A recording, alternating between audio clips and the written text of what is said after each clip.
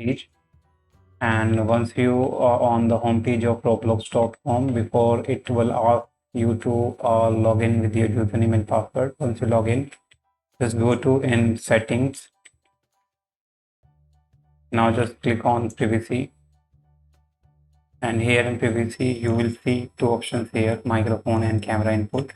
So basically to turn on voice chat, you have to enable microphone to chat with voice from privacy. Just make sure to enable it. So you just need to click on it to disable and click on it to enable. So it says enable microphone to chat with your voice, and also you need to follow the community standard when talking or report abuse if you hear it. Just click on enable button to enable, and once you enable it, you just need to on or open any game.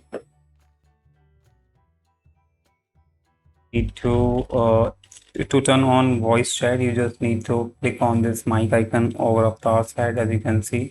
Click on it, and once you click on it, now you can talk to your friend using this voice chat feature on Roblox. That's how you can turn on voice chat.